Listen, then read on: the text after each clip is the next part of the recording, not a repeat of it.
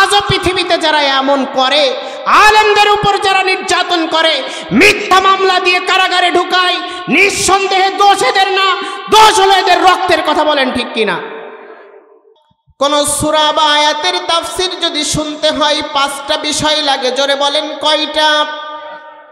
5টা। 1 নম্বর আয়াতের শুদ্ধ তেলাওয়াত, 2 নম্বর আয়াতের অর্থ, 3 নম্বর আয়াতের শানে নজুল, 4 নম্বর আয়াতের ব্যাখ্যা, 5 নম্বর আয়াত বা সূরার শিক্ষা। এই সূরার শিক্ষা নিয়ে আমরা সকলে বাড়ি যেতে চাই কি চাই না? চাই। এইবার আসেন আয়াতের শানে নজুল। আল্লাহ রাব্বুল আলামিন এই সূরাটা নাযিল করলেন কখন? বিশ্বনবী সাল্লাল্লাহু আলাইহি সাল্লাম যখন কোরআনের দাওয়াত মানুষের কাছে পৌঁছাতে থাকলেন, এমন সময় আবু জাহেল কোনো ক্রমে এই কোরআনের দাওয়াতকে আর বন্ধ করতে পারে না। শেষ পর্যন্ত একটা সিদ্ধান্ত নিলেন, 3 রাস্তা 4 রাস্তার মোড়ে বসে বসে সুরকার গীতিকার কণ্ঠ ভালো যাদের, তাদেরকে নিয়ে গান বাজনা শুরু করলেন।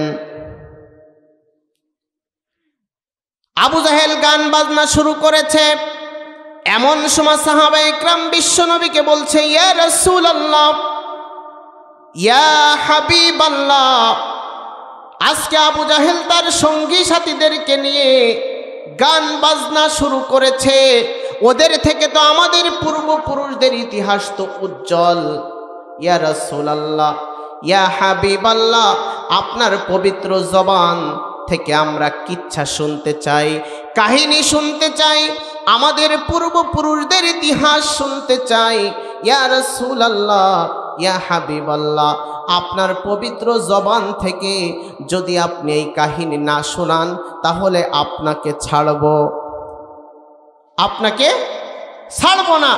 অনেকে আছে না, ছোট্ট বাচ্চা দেখবেন দাদাকে বলে, দাদা আপনি আমাদেরকে গল্প শোনান, না হলে আপনাকে ছাড়ব না। ডাক দিয়ে বলছে, ইয়া রাসূলুল্লাহ, ইয়া হাবিবাল্লাহ, আপনি গল্প শোনান, না শোনাইলে আপনাকে ছাড়ব না। তখন আল্লাহ রাব্বুল আলামিন হযরতে জিবরাইল আমিন আলাইহিস সালাতু ওয়াস সালামকে ডাক দিয়ে বললেন, ও জিবরাইল, আর করোনা দেরি, চলে যাও তাড়াতাড়ি আমার নবীর কাছে, সাহাবায়ে ইকরাম গল্প শুনতে চাই। আমি আল্লাহ রাব্বুল আলামিন পৃথিবীর শ্রেষ্ঠ গল্পটা নাজিল করতে চাই। চিৎকার দিয়ে বলি সুবহানাল্লাহ। সঙ্গে সঙ্গে আল্লাহ রাব্বুল আলামিন হযরতে জিবরাইল আমিন আলাইহিস সালাতু ওয়াস সালামের মাধ্যমে আয়াত নাজিল করে দিলেন। আমরা সকলে পড়ি, ইদ ক্বালা ইউসুফু লিআবিহি ইয়া আবাতি ইন্নী রাআইতু আহাদা আশারা কাওকাবাও ওয়াশ-শামসা ওয়াল কমারা রাআইতুহুম লি সাজিদিন। একটু চিৎকার দিয়ে বলা যাবে কি আল্লাহু আকবার? এবার আসেন, ইউসুফ আলাইহিস সালাতু ওয়াস সালাম ছিলেন আল্লাহর নবী, বাবা ইয়াকুব আলাইহিস সালাতু ওয়াস সালামও ছিলেন আল্লাহর নবী। ইউসুফ আলাইহিস সালাতু ওয়াস সালাম সকালে ঘুম থেকে উঠে বাবাকে বলে, বাবা গভীর রাতে আমি স্বপ্ন দেখেছি, 11টা নক্ষত্র, চন্দ্র আর সূর্য রাআইতুহুম লি সাজিদিন, আমার পায়ে সেজদা করছে। কার পায়ে? ইউসুফ আলাইহিস সালাতু ওয়াস সালামের পায়ে সেজদা করছেন।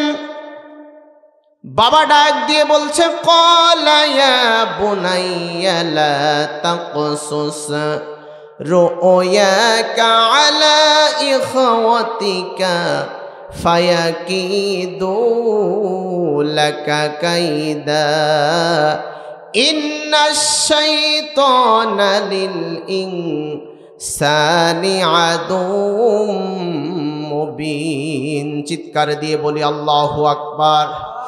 আরো জোরে বলি আল্লাহু আকবার।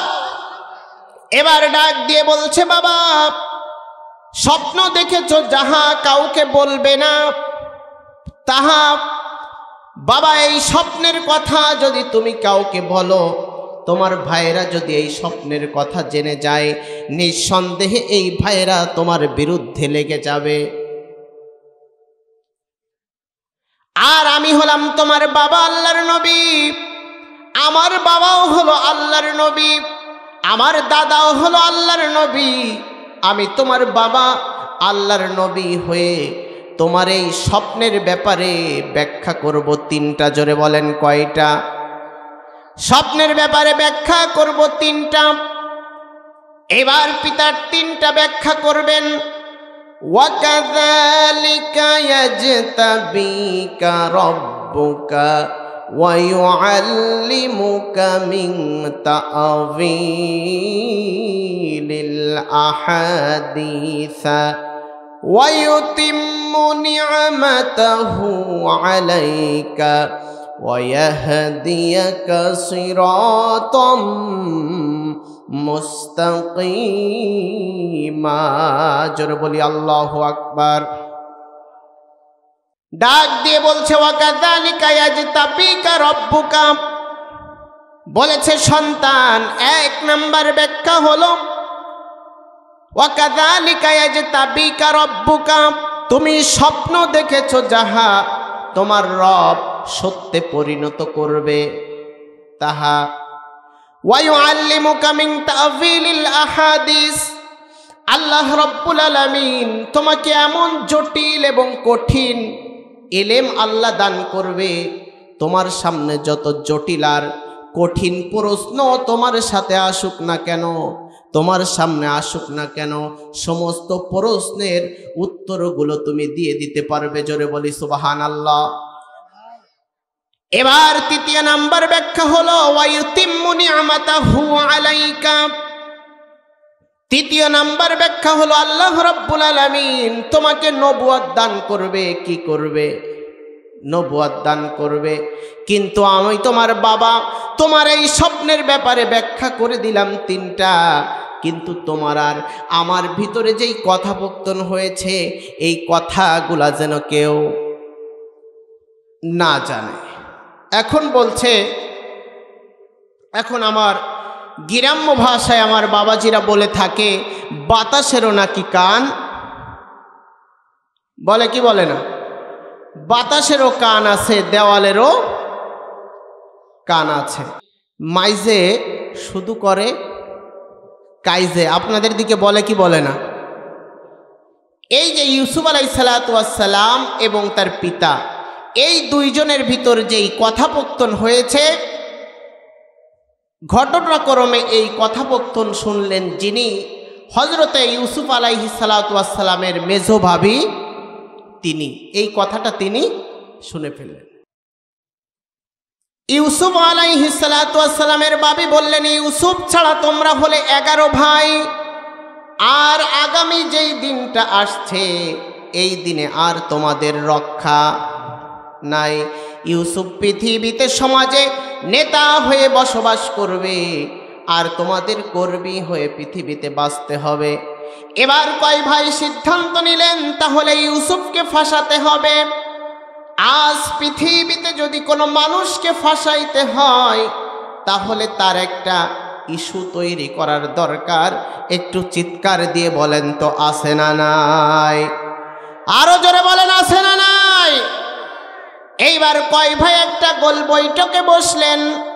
বসার পর এখন দেখলেন ইউসুফের নামে তো চুরির অভিযোগ নাই, ইউসুফের নামে তো ডাকাতির অভিযোগ নাই, ইউসুফ তো অন্যর মেয়ে নিয়ে কোথাও চলে যায় নাই, ইউসুফের নামে তো মানবতা বিরোধী মামলা নাই।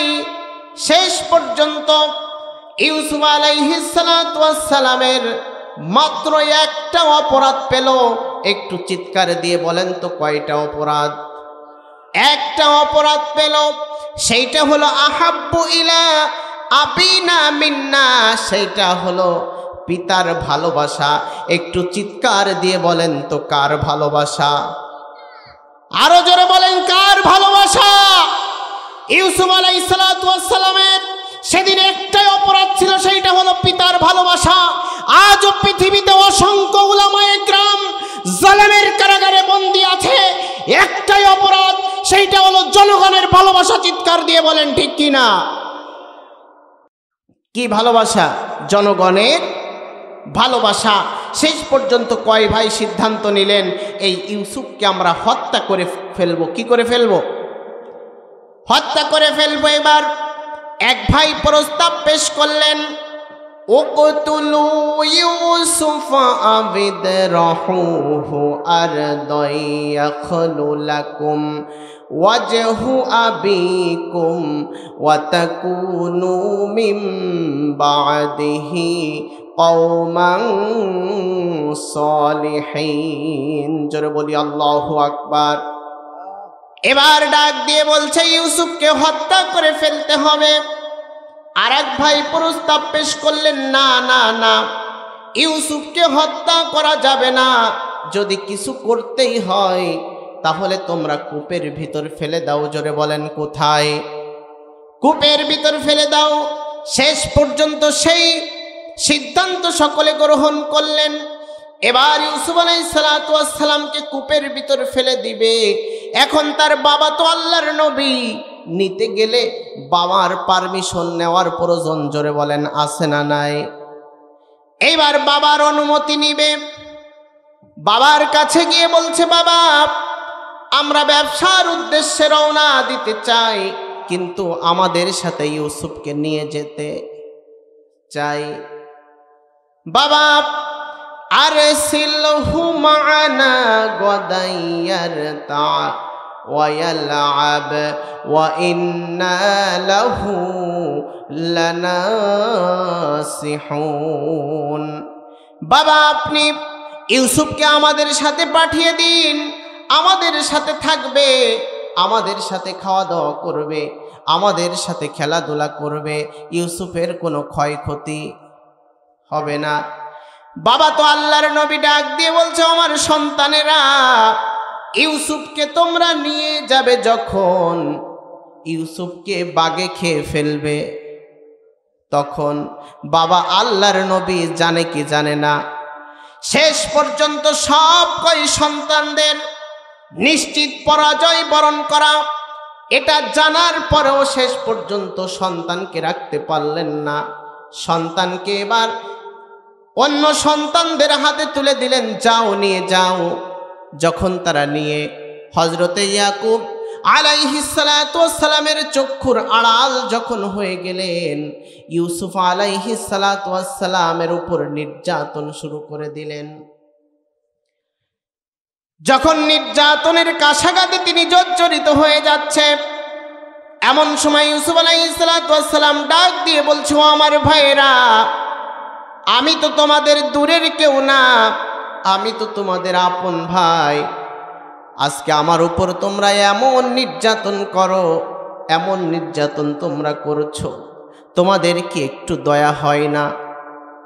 আমি একদিন রাস্তা দিয়ে যাচ্ছি, হঠাৎ করে একটা বন্য হাতি এসে রাস্তার উপর আমাকে শুইয়ে দিলেন। শুইয়ে দিয়ে হাতির পাটা আমার শরীরের উপর রাখবে, এমন সময় হাতির চোখের সাথে আমার দুইটা চক্ষুকে মিলে যায়। আমাকে দেখে হাতি আমার শরীরের উপর পা রাখা থেকে বিরত হয়ে গেল। আজকে আমাকে দেখলে যেই বন্য হাতির প্রাণে মায়া হয়, দয়া হয়, তোমরা তো আমার আপন ভাই, তোমাদের কি একটু দয়া হয় না? শেষ পর্যন্ত ভাইদের কথা ক্রমে নির্যাতনটা বন্ধ করে দিলেন। ইউসুফ আলাইহিস সালাতু ওয়াস সালাম কূপের কাছে উপস্থিত হয়ে গেলেন। এবার সব কয় ভাই একত্রিত ইউসুফ আলাইহিস সালাতু ওয়াস সালামের গায়ের জুব্বা খুলতে যায়। আল্লাহ রাব্বুল আলামিন ডাক দিয়ে বলছে, ও জিব্রাইল, ইউসুফ আলাইহিস সালাতু ওয়াস সালামের ভাইরা তার গায়ের জুব্বা খুলতে চায়। আমি আল্লাহ রাব্বুল আলামিন ইউসুফের গায়ে জান্নাতি পোশাক পরাইতে চাই। জোরে বলি সুবহানাল্লাহ, আরো জোরে বলি সুবহানাল্লাহ। এবার ইউসুফ আলাইহিস সালাতু ওয়াস সালাম ডাক দিয়ে বলছে, আমার ভাইরা, আমার গায়ের এই জুব্বাটি আপনারা খুলবেন না, কারণ এই কূপের ভিতর আমাকে ফেলে দিবেন যখন, আমার মৃত্যু হবে তখন আমার এই গায়ের জুব্বাটা হবে আমার কাফন, আর এই কূপটা হবে আমার দাফন। ও আমার ভাইয়েরা, আমার গায়ের জুব্বা খুলবেন না। শেষ পর্যন্ত কারুর কোনো কথা শুনলেন না। ইউসুফ আলাইহিস সালাতু ওয়াস সালামের গায়ের জুব্বাটা খুলে নিলেন। এইবার রশিতে বেঁধে আস্তে আস্তে আস্তে আস্তে করে ইউসুফ আলাইহিস সালাতু ওয়াস সালামকে কূপের ভিতর ছেড়ে দিচ্ছে। মাছ বরাবর যখন চলে আসলেন, এইবার কয় ভাই সিদ্ধান্ত নিয়ে নিলেন এবার একেবারেই তাকে ছেড়ে দিবে, ওইখানেই তার মৃত্যু হয়ে যাবে। এখন বলেন তো, যার কেউ নাই আছে কে? আরো জোরে বলেন কে? তার আছে আল্লাহ। আল্লাহ তাআলা হযরত জিবরাইল আমিন আলাইহিস সালাতু ওয়াস সালামকে ডাক দিয়ে বলছো, ও জিবরাইল, আর করো না দেরি, চলে যাও তাড়াতাড়ি। আমার নবী ইউসুফকে তার ভাইরা কূপের ভিতরে একেবারে ছেড়ে দেওয়ার সিদ্ধান্ত নিয়েছে। যাও যাও জিবরাইল, যাও। ছোট্ট সন্তানকে মা যেমন ভাবে কোলে করে, আমার ইউসুফকে তুমি ওইভাবেই কোলে করে নাও। জোরে বলি আল্লাহু আকবার। হযরত জিবরাইল আমিন আলাইহিস সালাতু ওয়াস সালাম বলেন, আমি পৃথিবীতে দুইটা সময় আমি দ্রুত পৃথিবীতে এসেছিলাম। একটা সময় হলো হযরতে ইব্রাহিম আলাইহিস সালাতু ওয়াস সালাম যেদিন ইসমাইল আলাইহিস সালাতু ওয়াস সালামকে কুরবানি করবে, গলার উপর সূরা চালাবে, এমন সময় জিবরাইল আমিন আলাইহিস সালাতু ওয়াস সালাম পৃথিবীতে এসেছিলেন একটা দুম্বা নিয়ে। কি নিয়ে? 1 মাইক্রো সেকেন্ডেরও কম সময়ে দুম্বাটি এনে এই সূরার তলে দিয়েছিল। আর দ্বিতীয় সময় হলো 1 মাইক্রো সেকেন্ডের কম সময়ে আসমান থেকে এসে হযরতে ইউসুফ আলাইহিস সালাতু ওয়াস সালামকে কোলে করে নিয়েছিল। জোরে বলি সুবহানাল্লাহ। এবার ইউসুফ আলাইহিস সালাতু ওয়াস সালামকে কোলে করার পর ইউসুফ আলাইহিস সালাতু ওয়াস সালামের চোখের থেকে পানি ঝরে। ইউসুফ আলাইহিস সালাতু ওয়াস সালাম কাঁদছে। এমন সময় ডাক দিয়ে বলছে, ও ইউসুফ, তুমি কেঁদো না, কেঁদো না ইউসুফ, তুমি কেঁদো না। কারণ আমি আসমান থেকে আমি পৃথিবীতে এসেছি, যত ফেরেশতা আমার সামনে বেঁধেছে এমন কোন ফেরেশতা নাই যেই ফেরেশতাগুলা তোমার এই দৃশ্য দেখে কাঁদে নাই। জোরে বলি সুবহানাল্লাহ। চোখের পানি মুছে দেয় আর বলে, ও ইউসুফ, কেঁদো না, এই দিন না, আরো দিন আছে, এই দিন নিয়ে যাবে সেই দিনের কাছে। কারণ বাতাস চিরকাল জালেমের পক্ষে থাকে না, জালেমের পক্ষের বাতাস কখনো কখনো আলেমের পক্ষে আসে। কথা বলেন ঠিক কিনা? জালেমের পক্ষের বাতাস যেদিন আলেমের পক্ষে আসবে, সেই দিন এই বাংলার মাটিতে সমস্ত নাস্তিকদের বিচার হবে। চিৎকার দিয়ে বলেন ঠিক কিনা? বাতাস চিরকাল এক পক্ষে থাকে, গাড়ির চাকা চিরকাল এক জায়গা থাকে। হ্যাঁ, আপনাদের মনে হয় আমার কথা বুঝতে কি সমস্যা হচ্ছে? হ্যাঁ, সমস্যা হইলে 2টা হাত উঁচু করে একটু সিগন্যাল দিবেন, আমি আলোচনা ইনশাল্লাহ শেষ করে দিব। পারবেন তো? আপনাদের আওয়াজ পাচ্ছি না, তাতে মনে হয় আপনারা বুঝতে পারতেছেন না। সম্মানিত ভাইয়েরা আমার, বাবাজিরা আমার, ইউসুফ আলাইহিস সালাতু ওয়াস সালামকে কোলে করে নিয়ে সান্ত্বনা দিতে লাগলেন। এবার কয় ভাই ইউসুফ আলাইহিস সালাতু ওয়াস সালামকে ফেলে দিয়ে 2টা ভাইকে পাহারায় রাখলেন। কয় ভাই? 2 ভাই পাহারায় থাকলেন। আর কয় ভাই চলে গেলেন পিতার কাছে। গিয়ে পিতার কাছে গিয়ে বলছে, ওয়াজাউ আবাহুম আইসা আইয়াবকুন। চিৎকার দিয়ে বলি আল্লাহু আকবার। আরো জোরে বলি আল্লাহু আকবার। কাঁদতে কাঁদতে পিতার কাছে গিয়ে বলছে, বাবা, ওই যুব্বটাই কৃত্রিম রক্ত লাগিয়ে বাবার কাছে নিয়ে গিয়েছে। একটা বকরি জবাই করে ওই জুব্বাই রক্ত মাখিয়েছে।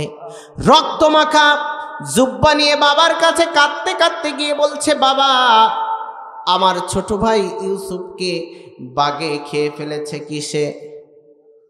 কিসে? বাঘে খেয়ে ফেলেছে। এখন বাবা বলছে যে আমার সন্তান ইউসুফকে বাঘে খেয়ে ফেলেছে ঠিক, তো আমি তো দেখছি এ একটা প্রশিক্ষণ প্রাপ্ত বাঘ। আমার সন্তান ইউসুফকে খেয়েছে ঠিক, কিন্তু ও জামার কোনো ক্ষতি হয় না। তাহলে প্রশিক্ষণ প্রাপ্ত বাঘ কিনা? হ্যাঁ, এখন বলেন তো, ওই যে জামাই যে রক্তটা লাগিয়েছিল, রক্তের দাগ ছিল, এখন বলেন তো এটা সত্য রক্তের দাগ নাকি মিথ্যা রক্তের দাগ? আরো জোরে বলেন, কি রক্তের দাগ? মিথ্যা রক্তের দাগ। আজও পৃথিবীতে অসংখ্য উলামায়ে কেরামের নামে এই মিথ্যা রক্তের দাগ লাগিয়ে তাদেরকে জালেমের কারাগারে বন্দী করে রাখা হয়েছে। চিৎকার দিয়ে বলেন ঠিক কি না? এটা কি রক্তের দাগ? মিথ্যা রক্তের দাগ। ইউসুফ আলাইহিস সালাতু ওয়াস সালামের নামে যেমনি ভাবে ছিল, কিয়ামত পর্যন্ত ইউসুফ আলাইহিস সালাতু ওয়াস সালামের পক্ষে যারা থাকবে এদের নামেও মিথ্যা রক্তের দাগ থাকবে। শেষ পর্যন্ত পিতা বলছেন যে এখন আমার ফাসবরুং জামিল, ধৈর্য ধরা ছাড়া আর কোনো রাস্তা নাই। আছে বলেন? এখন বাবা ধৈর্য ধরছে। এবার ইউসুফ আলাইহিস সালাতু ওয়াস সালামকে তো কূপের ভিতর ফেলে দিয়েছে। এখন দুই ভাইকে সেখানে পাহারায় রেখেছিল। কয় ভাইকে? আরো জোরে বলেন, কয় ভাইকে? দুই ভাইকে রেখেছিল পাহারায়। এইবার পথিকরা আসলেন ওই কূপের ভিতর। এইবার বালতি দিয়েছে, পত্র দিয়েছে পানি উঠানোর জন্য। কি উঠানোর জন্য? পথিকরা পানি উঠানোর জন্য পত্র দিলেন। আল্লাহ রাব্বুল আলামিন হযরতে জিবরাইল আমিন আলাইহিস সালাতু ওয়াস সালামকে অর্ডার করলেন, এই পথিকরা যেই পত্র দিয়েছে আমার নবী ইউসুফকে ওই বালতি ওই পত্রের ভিতর উঠিয়ে দাও। জোরে বলি সুবহানাল্লাহ। এই পথিকরা এই রশি যতই উপরের দিকে টানতে থাকে, এখন তারা বলে পানি উঠানোর জন্য পত্র দিলাম, এখন দেখি আমাদের এই বালতিতে, আমাদের এই পত্রে রবি সরিষার চাঁদ ধরা পড়েছে। জোরে বলি আল্লাহু আকবার। এবার উঠিয়েছে। উপরে উঠানোর পরে ওই দুই ভাই বলছে এটা হলো আমাদের সন্তান। এইবার ওরা বলছেন না, এটা আমরা পত্র দিয়েছি, আমরা পেয়েছি, আমরা নিয়ে যেতে চাই। ডাক দিয়ে বলছেন নিয়ে তোমরা যাবে, কিন্তু শর্ত আছে দুইটা। জোরে বলেন কয়টা? দুইটা শর্ত আছে। একটা হলো নিয়ে যাবে, ঠিক তোমরা নিয়ে যাও, কিন্তু এক নাম্বার শর্ত হলো আমাদের কিছু মাল পানি দিতে হবে। কি দিতে হবে? মাল পানি যদি দিতে পারো দিয়ে দিব। দ্বিতীয় নাম্বার শর্ত হলো নিয়ে যাবে, কিন্তু আর কোনো দিন যেন ফিরে না আসে। শেষ পর্যন্ত এই দুইটা চুক্তিতে আবদ্ধ হয়ে ইউসুফ আলাইহিস সালাতু ওয়াস সালামকে নিয়ে গেলেন, মিশরের বাজারে উঠালেন। বাজারে উঠার পর ইউসুফ আলাইহিস সালাতু ওয়াস সালামকে কড়াই করলেন যিনি আজিজ মিশর, তিনি এইরকম ভাবে হাত ধরেছে, হাত ধরে বলছে এই গোলামকে যত চাবি তত দিব, কিন্তু এই গোলামকে হাত ছাড়া করব। পৃথিবীতে তিনজন মানুষ সবচেয়ে জ্ঞানী ছিলেন। একজন হলো মুহাম্মদুর রাসূলুল্লাহ সাল্লাল্লাহু আলাইহি ওয়াসাল্লাম, আর একজন হলেন বিশ্ব নবীর বাল্যকালের সাথী, বিশ্ব নবীর বন্ধু, বিশ্ব নবীর শ্বশুর। পৃথিবীতে বিশ্ব নবীর আবার বিয়াই আবু বকর রাদিয়াল্লাহু তাআলা আনহু ছিলেন জ্ঞানী মানুষ, আর একজন ছিলেন এই আজিজ মিশর। হাত ধরে বুঝতে পেরেছেন, এই জন্য বলেছেন যত চাবি তত দিব, কিন্তু এই গোলামকে হাত ছাড়া করব না। শেষ পর্যন্ত সেই মূল্য দিয়ে কড়াই করে নিয়ে বাড়িতে গিয়ে ডাক দিয়ে বলছে ও জুলেখা। জুলেখা কে ছিলেন? তার স্ত্রী ডাক দিয়ে বলছে, ও জুলেখা, ও প্রাণের স্ত্রী, আয় আয় আয়, বের হয়ে আয়। তোর আর আমার জীবনে তো আল্লাহ কোনো সন্তান দিল না, তাকিয়ে দেখ কত চমৎকার সুন্দর চেহারার একটা সন্তান আমি নিয়ে এসেছি। আল্লাহ কোরআনে কত চমৎকার ভাষায় সেই আয়াতটা কোট করে দিয়েছে, আসা আইয়াং ফানা আও নাত্তাখিদাহু ওয়ালাদা। চিৎকার দিয়ে বলি আল্লাহু আকবার। এবার ডাক দিয়ে বলছে, আশা করা যায়, আইয়াং ফানা আও নাত্তাখিদাহু ওয়ালাদা, এই সন্তানটা আমাদের উপকারে আসবে। তোর আর আমার জীবনে তো কোনো সন্তান আল্লাহ দিল না, আগামীকাল সংবাদ সম্মেলন করে আমরা জানিয়ে দিব এটাই হলো আমাদের সন্তান। তাহলে কূপের মধ্য থেকে ইউসুফ আলাইহিস সালাতু ওয়াস সালামকে রাজপ্রাসাদে উঠিয়ে দিয়েছেন যিনি, একটু আস্তে আস্তে বলেন তো তিনি কে? আরো জোরে বলেন কে? সেই আল্লাহ আজও পৃথিবীতে আছে না নাই? আছে, এখনো আছে।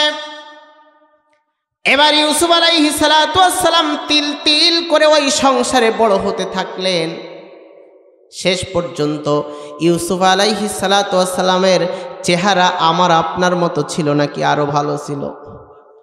হ্যাঁ, কেমন সুন্দর ছিল! বিশ্বনবী সাল্লাল্লাহু আলাইহি সাল্লাম মেরাজে গিয়েছিলেন। মেরাজ থেকে পৃথিবীতে আসার পর হযরতে মা আয়েশা রাদিয়াল্লাহু তাআলা আনহাকে ডাক দিয়ে বলছে, ও আয়েশা, আল্লাহর সাথে আমার সাক্ষাৎ হয়েছে। আল্লাহ জান্নাত দেখিয়েছেন, জাহান্নাম দেখিয়েছেন। আমার সাথে আমার ভাই ইউসুফের সাথে সাক্ষাৎ হয়েছে। কার সাথে? ইউসুফের সাথেও সাক্ষাৎ হয়েছে। হযরতে মা আয়েশা ডাক দিয়ে বলছে, ইয়া রাসূলুল্লাহ, ইয়া হাবিবাল্লাহ, আরো তো কত নবীর সাথে আপনার সাক্ষাৎ হয়েছে, কিন্তু আপনি অন্য কারোর কথা তো বললেন না, আপনি ইউসুফের কথা কেন বললেন? ডাক দিয়ে বলছে, আয়েশা, আমি যখন ইউসুফের চেহারার দিকে তাকিয়েছি, আমার কেমন যেন মনে হয়েছে গোটা পৃথিবীর সৌন্দর্য, গোটা পৃথিবীর যেই সৌন্দর্য আল্লাহ তাআলা কেমন যেন অর্ধেক সৌন্দর্য আল্লাহ ইউসুফের চেহারার মধ্যে দান করে দিয়েছেন। জোরে বলি সুবহানাল্লাহ। এমন চেহারা আল্লাহ দান করেছিলেন। আস্তে আস্তে বড় হলেন, যৌবন পেলেন। ইউসুফ আলাইহিস সালাতু ওয়াস সালামের দিকে এবার আর চোখে তাকালেন কে? জুলেখা তাকালেন। এবার বলছে, আমি তোমার সাথে প্রেম ভালোবাসা করতে চাই। বলছেন না, আমি প্রেম ভালোবাসা করতে চাই আল্লাহর সাথে। জোরে বলেন, কার সাথে? আল্লাহর সাথে। এবার একদিন সিদ্ধান্ত নিলেন, ইউসুফকে তো কোনো ক্রমে ফাঁদে ফেলা যাচ্ছে না। শেষ পর্যন্ত সিদ্ধান্ত নিলেন, এই জুলেখার একজন কাজের মেয়ে ছিলেন যার নাম ছিল কালে মামা। জোরে বলেন কি? তার নাম ছিল কালে মামা। ডাক দিয়ে বলছে, আমি যখন গভীর রাতে ঘরে যাব, তখন তুমি পাশ বাইর থেকে সমস্ত দরজাগুলা আটকিয়ে দিবে। এবার ইউসুফ আলাইহিস সালাতু ওয়াস সালাম আর জুলেখা, আর কেউ আছে সেখানে? তালা তো সব বাহির থেকে মারা। এইবার ইউসুফ আলাইহিস সালাতু ওয়াস সালামের সামনে আস্তে আস্তে নিজের সৌন্দর্য প্রকাশ করতে থাকলেন। ইউসুফ আলাইহিস সালাতু ওয়াস সালাম সাহায্য চাইলেন। জোরে বলেন, কার কাছে? আল্লাহর কাছে। ইউসুফ আলাইহিস সালাতু ওয়াস সালাম আগুনের দিকে মুখ ফিরালেন না। ইউসুফ আলাইহিস সালাতু ওয়াস সালাম বাতাসের দিকে মুখ ফিরালেন না। ইউসুফ আলাইহিস সালাতু ওয়াস সালাম মুখ ফিরালেন আল্লাহর কাছে, সাহায্য চাইলেন আল্লাহর কাছে। আল্লাহ তখন বুরহান নামক সাহায্য করলেন। কি নামক? বুরহান। তাফসিরে মুফাসসিরিন কিরাম লিখেছেন, ইউসুফ আলাইহিস সালাতু ওয়াস সালাম যখন ডাইনের দিকে তাকায়, দেয়ালের মধ্যে একপাশে তার পিতার প্রতিছবি দেখতে পায়। যখন বাম দিকে তাকায়, এক জায়গা আগুন জ্বালানো দেখতে পায়। সেই আগুনের ভিতর জুলেখা আগুনের মধ্যে পড়লে যেমন ভাবে বিশ্রী হবে, ঠিক তেমনই দেখা যায়। এখন বলেন, আমরা যদি অপকর্ম করি আর যদি দেখি বাবা দেখছে, তাহলে কি আমাদের পক্ষে করা সম্ভব হবে? সম্ভব হবে না। এবার ইউসুফ আলাইহিস সালাতু ওয়াস সালাম আল্লাহর কাছে সাহায্য চাহিয়া দাঁড়িয়ে আছে। এমন সময় হযরতে জিবরাইল আমিন আলাইহিস সালাতু ওয়াস সালাম এসে বললেন, হে আল্লাহর নবী ইউসুফ, আপনি সামনের দিকে দৌড় দিন। ডাক দিয়ে বলছে সমস্ত দরজাগুলি তো তালা মারা। ডাক দিয়ে বলছে আমার আল্লাহ ওহী পাঠিয়েছেন, এই দৌড় দেওয়ার দায়িত্ব হলো আপনার, আর এই সমস্ত তালাগুলা খুলিয়ে দেওয়ার দায়িত্ব আমার। আল্লাহর জমিনে আল্লাহর দ্বীন কায়েমের জন্য রাজপথে নামার দরকার হলো আমাদের, কথা বলেন ঠিক কিনা? আর আল্লাহর জমিনে আল্লাহর দ্বীন কায়েম করার দায়িত্ব হলো আল্লাহর। তাহলে নামার দায়িত্ব, দৌড় দেওয়ার দায়িত্ব কার? আমাদের। ইউসুফ আলাইহিস সালাতু ওয়াস সালাম দৌড় দিলেন, সমস্ত দরজাগুলি খুলে দিলেন। তিনি কে? আল্লাহ খুলে দিলেন। শেষ দরজার কাছে যখন উপস্থিত হয়ে গেলেন, আর শেষ দরজাটা খুলে না, একটু পরেই দরজাটা খুলে গেল। হযরতে ইউসুফ আলাইহিস সালাতু ওয়াস সালামের পিঠে জুলেখা থাবা দিলেন, পিছন দিক থেকে জামা ছিঁড়ে গেল, দরজাটা খুলে গেল। এর ভিতর সামনে আজিজ মিশর উপস্থিত হয়ে গেল। কি দৃশ্য! এবার জুলেখা ডাক দিয়ে বলছে, ওগো আমার প্রাণের স্বামী, দেখেছ অবস্থা? এতদিন আমরা এই দুধ কলা দিয়ে, এই সাপ বলে কি বলে না, যে দুধ কলা দিয়ে আমরা কাল সাপ পুষতেছি। ডাক দিয়ে বলছে, ও প্রাণের স্বামী, যে ইউসুফকে ছোট্ট অবস্থা থেকে বড় করলাম, এই ইউসুফ আমাকে ধর্ষণের চেষ্টা করেছে। জোরে বলি নাউজুবিল্লাহ। এবার আজিজ মিশর ডাক দিয়ে বলছে, ওগো স্ত্রী, তোমাকে যেই দর্শন করার চেষ্টা করেছে তোমার কোনো সাক্ষী আছে? ডাক দিয়ে বলছে, হ্যাঁ আমার সাক্ষী আছে। বলে, সাক্ষী কে? ডাক দিয়ে বলছে, আমার সাক্ষী হলো আমার এই কাজের মেয়ে কালেমা মা। জোরে বলেন কে? এমন সাক্ষী আজও পৃথিবীতে, একটু আস্তে আস্তে বলেন তো আছে না নাই? এবার জোরে বলেন আছে না নাই? ৭৩ জন্ম, ৭১ বোঝেন আমার কথা? জন্ম ৭৩, সাক্ষী দিচ্ছে ৭১। এমন কালেমামার মতো সাক্ষীদের থেকে আল্লাহ আমাদের হেফাজত করুক। সকলে বলি আল্লাহুম্মা আমিন। এবার কালেমামাকে ডাকলেন। এবার কালেমামা তো জুলেখার সাক্ষী। এখন বলেন তো, ইউসুফ আলাইহিস সালাতু ওয়াস সালামের কোনো সাক্ষী আছে? সাক্ষী তো নেই। হযরতে জিবরাইল আমিন আলাইহিস সালাতু ওয়াস সালামকে আল্লাহ ডাক দিয়ে বলছে, ও জিবরাইল, আর করোনা দেরি, চলে যাও তাড়াতাড়ি। আমার নবীর সাক্ষী চেয়েছে, আমি আমার আল্লাহ আমার পক্ষ থেকে আমি আমার ইউসুফের সাক্ষীর ব্যবস্থা করে দিলাম। জোরে বলি আল্লাহু আকবার। আমার ইউসুফের কানে কানে গিয়ে শুধু বলবে, জুলেখার খালাতো বোন এই বাড়িতে বেড়াইতে এসেছে, তার ৩ থেকে ৪ মাসের একটা বাচ্চা আছে। তুমি বলবে ওই ছোট্ট বাচ্চাটাই হলো আমার সাক্ষী। তাম পৃথিবীতে ৩টা বাচ্চা ছোট্ট অবস্থায় কথা বলা শিখেছে। জোরে বলেন তো কয়টা বাচ্চা? ৩টা বাচ্চা। একটা বাচ্চা মায়ের পেট থেকে কথা বলেছেন, আর 2টা বাচ্চা ছোট্ট অবস্থায় পৃথিবীতে আসার পর কথা বলেছেন। বলবো না, শেষ করে দেব। হ্যাঁ, আপনাদের তো ঘুম আসতেছে, আমি বলছি ঘুম আসলে সিগন্যাল দিতে হবে। দেবেন সিগন্যাল? সম্মানিত ভাইয়েরা আমার, বাবাজিরা আমার, ১ নাম্বার বাচ্চা ছোট্ট অবস্থায় পেটের মধ্য থেকে কথা বলেছিলেন। বনি ইসরায়েলের একজন যুবক, তার নাম ছিল জুরাইজ। জোরে বলেন নাম কি? জুরাইজ। তার মাকে নিয়ে জঙ্গলের উপর, পাহাড়ের উপর বসবাস করতেন। এবার এই সন্তানকে মা ডাক দিয়েছে, ও জুরাইজ। জুরাইজ তো ডাক শুনে নাই, নামাজে দাঁড়িয়ে আছে। এই মা আবার ডাক দিয়েছে, ও জুরাইজ। জুরাইজ ডাক শুনে নাই, নামাজে দাঁড়িয়ে আছে, যে নামাজ শেষ করে মায়ের ডাক শুনবো। এবার মা ৩য়বার ডাক দিয়েছে, ও জুরাইজ। ৩য়বারও এই ডাক আর শোনে নাই। নামাজ শেষ হওয়ার পর এইবার ওই সময় মায়ের মুখ থেকে একটা কথা উচ্চারিত হয়ে গিয়েছে। মা ডাক দিয়ে বলেছে, তিনবার জুরাইজকে ডাক দিয়েছি, জুরাইজ ডাক শুনলি না? আল্লাহ তাআলা পৃথিবীতে কোনো নারী জাতির ফিতনায় না ফেলে যেন তোকে মৃত্যুবরণ না করায়। এখন বলেন তো, মা যদি দোয়া করে আল্লাহর দরবারে পৌঁছায় কি পৌঁছায় না? পৌঁছায়।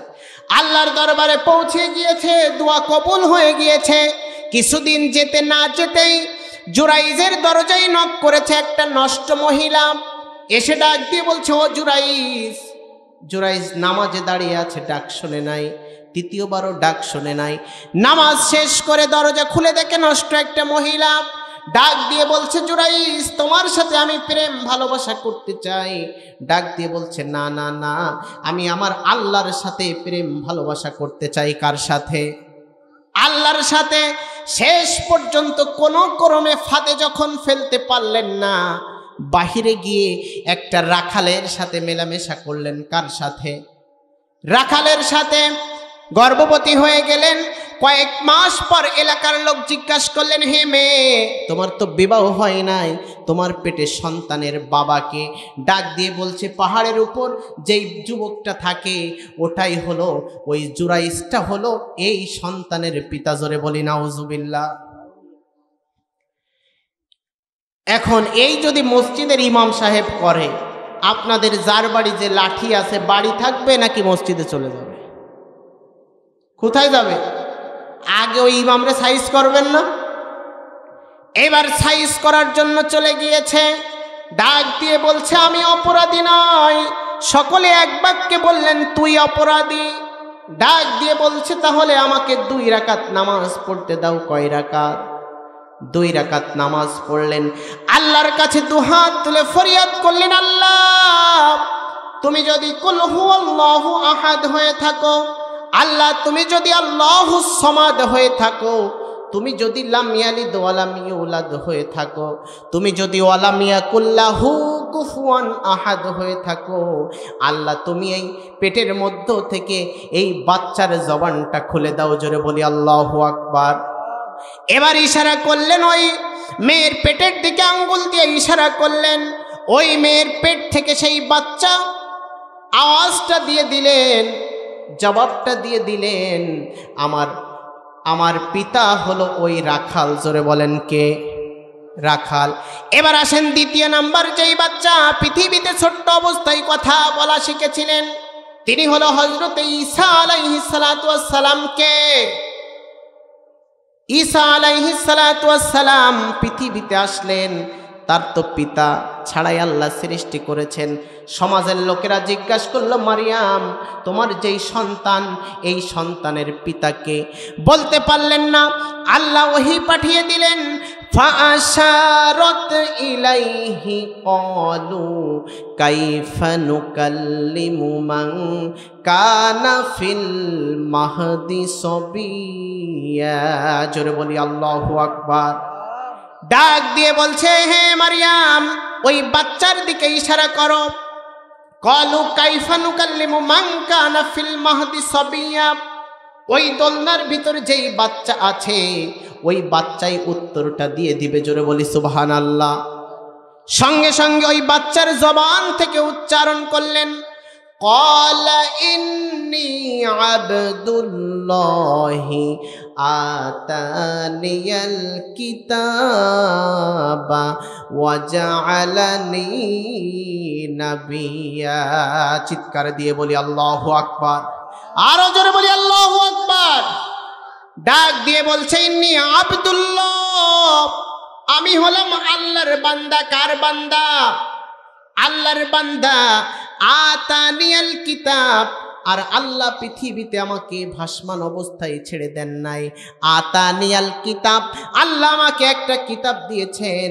ওয়া জাআলানি নাবিয়্যা, এবং আমাকে নবী বানিয়ে পৃথিবীতে পাঠিয়েছিলেন। জোরে বলি আল্লাহু আকবার। এইবার আসেন, বাচ্চা কয়টা গেল? এইবার আসেন তৃতীয় নাম্বার বাচ্চা, এই জুলেখার খালাতো বোনের সন্তান। এইবার এই বাচ্চা উত্তর দিয়ে দিলেন, ডাক দিয়ে বলছে ইউসুফ তোমার সাক্ষী কে? ডাক দিয়ে বলছে আমার সাক্ষী হলো ওই জুলেখার খালাতো বোনের ওই সন্তান। এইবার তার কাছে জিজ্ঞাসা করলে উত্তর দিয়ে দিল ইন কানা কমিসুহু কুদ্দা মিন দুবুরিন ফাসাদাকাত ওয়া হুয়া মিনাল কাযিবিন। জোরে বলি আল্লাহু আকবার। এবার ডাক দিয়ে বলছে ইউসুফের জামা যদি পিছন দিক থেকে ছেঁড়া থাকে তাহলে অপরাধী হলো জুলেখা, আর যদি ইউসুফের জামা সামনের দিক থেকে ছেঁড়া থাকে তাহলে অপরাধী হলো ইউসুফ। কে? এখন বলেন তো কালেমামার মতো সাক্ষী জোরে বলেন আছে না নাই? এবার বলেন তো জুলেখার মতো এরকম মহিলা আজও পৃথিবীতে আছে না নাই? আরো জোরে বলেন আছে না নাই? আজকে জুলেখা পৃথিবীতে নাই, কিন্তু এর উত্তরসূরি এখনো পর্যন্ত পৃথিবীতে আছে। কথা বলেন ঠিক কিনা? কিয়ামত পর্যন্ত এরা ইউসুফ আলাইহিস সালাতু ওয়াস সালামের উত্তরসূরি পৃথিবীতে যারা, তাদের পিছনে এইভাবেই লেগে থাকবে। কথা বলেন ঠিক কিনা? এদের রক্ত যদি টেস্ট করা হয় নিঃসন্দেহে এদের গায়ে জুলেখার রক্ত প্রবহমান আছে কি আছে না? আমার ঘটনা শেষ এখন হয় নাই, সংক্ষিপ্ত করে বলছি। আমি ছোট্ট একটা গল্প বলে আমার আলোচনা শেষ করে দিচ্ছি। একজন ধনী ব্যক্তি, তার রক্তের প্রয়োজন ও নেগেটিভ রক্ত কি সচরাচর পাওয়া যায়? সচরাচর পাওয়া যায় না। এখন দেখা যাচ্ছে খুঁজতে খুঁজতে পেয়েছে গ্রামের সবচেয়ে কৃপণ যেই ব্যক্তি তার রক্ত। এবার বলছে এই ধনী ব্যক্তিকে রক্ত দিতে হবে। এখন ও বলছে আমি এত কৃপণ, আমি নিজে ঠিক মতো খাইনি, আমি রক্ত দিব। পাশের থেকে আর একজন বলছে তুমি রক্ত দাও, ধনী ব্যক্তি দেখবে তোমাকে অনেক টাকা দেবে। 2 ব্যাগ দিয়েছে, 2 লাখ টাকার চেক কেটে দিয়েছে। এইবার ও বলতেছে, হাত দিয়ে বলতেছে আমি আরো 1 ব্যাগ দেব। কি বলতেছে? আরো 1 ব্যাগ দেব আমি। এবার বলছে রক্ত তো আমার আর লাগবে না, আবার যদি লাগে তাহলে আবার দিব। এবার কয়েক মাস পরে ওর আবার সেই রক্তের প্রয়োজন। এইবার কয়েক মাস পরে আবার যখন এসেছে, এইবার নিয়েছে 3 ব্যাগ। কয় ব্যাগ? 3 ব্যাগ। 3 ব্যাগ নেওয়ার পরে এখন ওরে টাকা দিচ্ছে 2 টাকার নোট 6 খান। কয় খান? 6 খান। তার আবার 3 খান ছিঁড়া। এখনও তো রাগী লোক, কৃপণ, ও তো সে টাকা ফেলে দিছে, বলছে এই টাকা আমি নেব। এখন বলছে আগের বার দিলে এত টাকা আর এবার এই টাকা। বলে আগের বার আমি ছিলাম ধনী, আমার মনটা ছিল বড়, কিন্তু তোর রক্ত যেদিন আমার গায়ে প্রবেশ করেছে সেই দিন থেকে আমিও তোর মতো কৃপণ হয়েছি। কথা বোঝেন? সেই দিন থেকে আমিও কৃপণ। সেই দিন 2 লাখ টাকা দিয়েছি, আমার কলিজায় কিছু বলি নাই, কিন্তু আজকে তোরে 2 টাকার নোট 6 খান দিতে যাই আমার কলিজা ছিঁড়ে গেছে। এখন বলেন সমস্যা কিসে? রক্তের। আজও পৃথিবীতে যারা এমন করে, আলেমদের উপর যারা নির্যাতন করে, মিথ্যা মামলা দিয়ে কারাগারে ঢুকায়, নিঃসন্দেহে দোষ এদের না, দোষ হলো এদের রক্তের। কথা বলেন ঠিক কিনা? সুলাইমান আলাইহিস সালাতু ওয়াস সালাম কেমন শক্ত নবী ছিলেন। হযরতে দাউদ আলাইহিস সালাতু ওয়াস সালামের দরবারে একজন বৃদ্ধা মহিলা গিয়ে বলছে, হে আল্লাহর নবী দাউদ, আমি রাস্তা দিয়ে হেঁটে যাচ্ছিলাম 2 কেজি আটা নিয়ে, হঠাৎ করে প্রবল বেগে একটা বাতাস আসলেন, আর এই বাতাসের সমস্ত আটাগুলিকে উড়িয়ে নিয়ে গিয়েছে।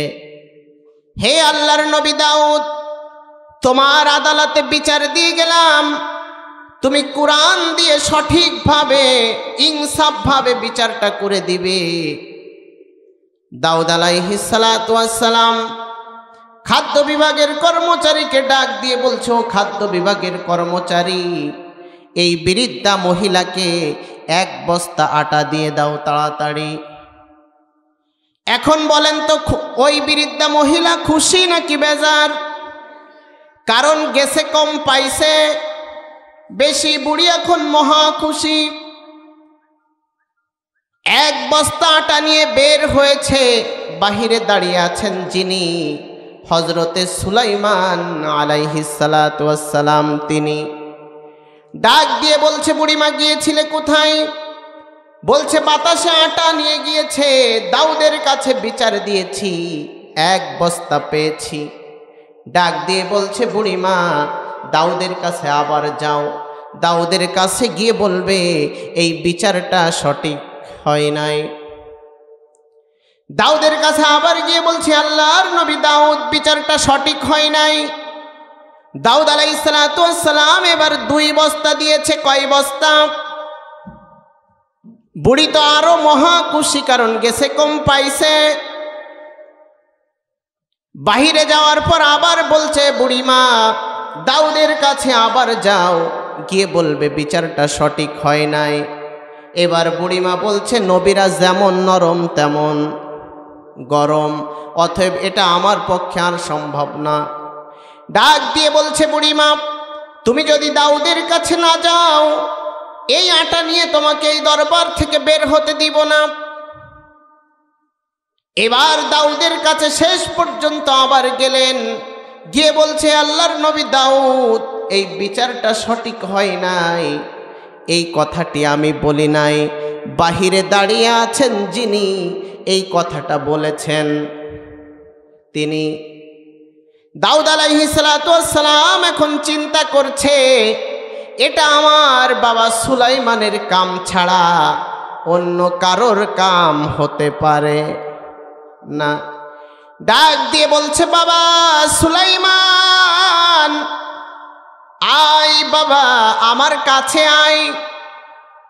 এই বৃদ্ধা মহিলাকে বারবার করে আটা দিয়ে পাঠিয়ে দি, আর তুই আবার আমার কাছে পাঠিয়ে দিস বাবা, তার কারণটা কি? ডাক দিয়ে বলছে, বাবা বাইতুল মালের একটা জাহাজ সমুদ্রের মধ্য থেকে আসতেছিল, হঠাৎ করে জাহাজের তলদেশে একটা ছিদ্র হয়। আল্লাহ রাব্বুল আলামিন ফেরেশতার মাধ্যমে এই বুড়ির 2 কেজি আটা নিয়ে জাহাজের তলার ওই ছিদ্রটা বন্ধ করে দেয়। এখন বাবা বলেন তো, যেই বুড়ির 2 কেজি আটার বিনিময়ে হাজার হাজার বস্তা আটা সংরক্ষিত হয় বাবা, এখন আপনি বলেন তো এই বুড়িকে 4 বস্তা আটা দিলে কি ইনসাফ হয়? আরো জোরে বলেন, ইনসাফ হয়? ডাক দিয়ে বলছে, বাবা আপনি ইনসাফের সাথে বিচার করেন, তাহলে ইনি ছিলেন কার নবী? কার নবী? আল্লাহর নবী। তাহলে শক্ত নবী নাকি নরম নবী? চেয়ারম্যানের ছেলে চেয়ারম্যান হইলে শক্ত চেয়ারম্যান হয়, আর নবীর সন্তান যদি নবী হয় তাহলে শক্ত নবী হয়। এই 2 জন নবী পৃথিবীতে মায়ের খান নাই। সম্মানিত উপস্থিতি, তাহলে এই 2 জন নবী ব্যতীত সমস্ত আম্বিয়া ইকরাম আলাইহিস সালাতু ওয়াস সালাম সহ যারা পৃথিবীতে হকের পথে রয়েছে, সত্যর পথে রয়েছে, কোরআনের পথে রয়েছে, সকলেই নির্যাতনের শিকার হয়েছে।